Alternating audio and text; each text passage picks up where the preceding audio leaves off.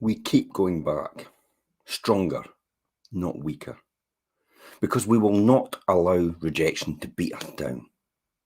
It will only strengthen our resolve. To be successful, there is no other way. If you're going to be successful, you're going to need to learn how to deal with rejection.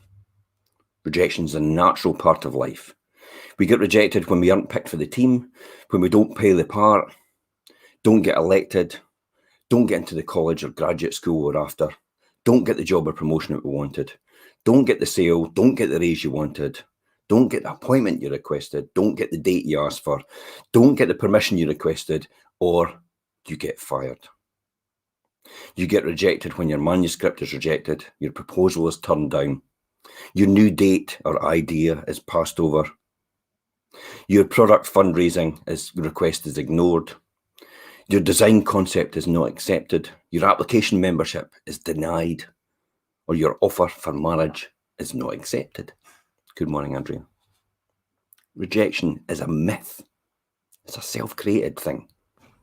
To get over rejection, you have to realize rejection is really just a myth.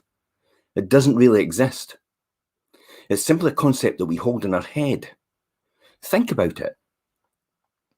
If you ask Elaine to dinner with you and she says no, you didn't have anyone to eat with in the first place, even before you asked her.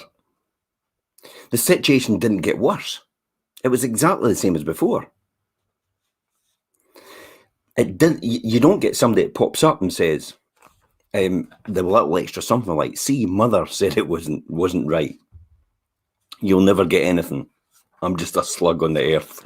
You know, that's not what rejection is. You've got to look at it in a different way. You're no better or no worse off than you were before you asked.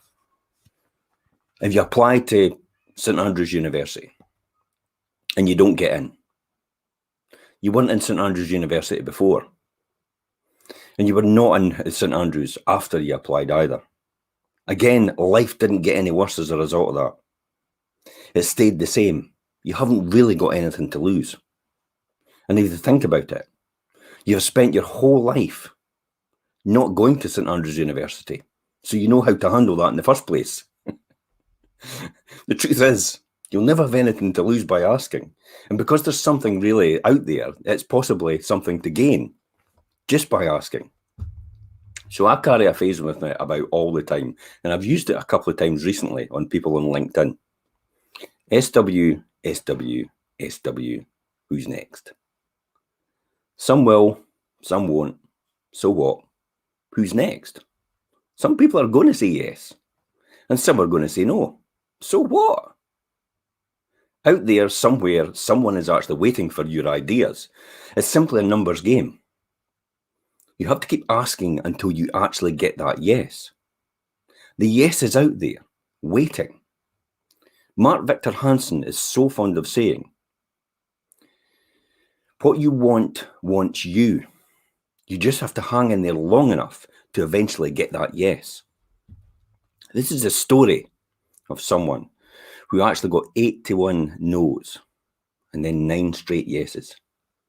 Because Jack's program had so dramatically changed her life, a graduate of his program on self-esteem and peak performance was volunteering the evenings to call people to enroll them in the up-and-coming seminar he had in St. Louis.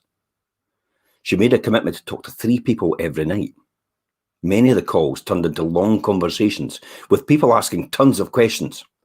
She had made 90 phone calls, and the first 81 had decided not to take up the opportunity of the seminar. The next 9 people all signed up. She had a 10% success ratio overall, which is pretty good for telephone enrollments. But all 9 enrollments came on the last 9 calls.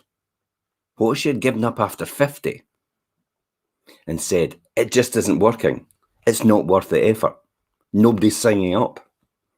But because she had the dream of sharing with others the life-transforming experience that she'd had herself, she persevered in the face of a lot of rejection, knowing that indeed it's a numbers game. And her commitment to the outcome paid off. She was instrumental in helping 9 people transform their lives. If you're committed to the cause that evokes your passion and commitment, you will learn from your experiences and you'll stay on the course to the very end, and you'll eventually create your desired outcome. If someone doesn't want to sell their house with me, it's no big deal to me. I'll just get the next person. I would love to do it for someone else and get the results I get. But if they want to get less a price at the end than anyone else will get, then that's fine. Because I know I'll always get more for someone when I sell a house. Far better than any other estate agent, because I've got a track record for it. Doesn't have any skin off my nose at all for it. I don't lose any sleep anymore over it. So never give up on your dream.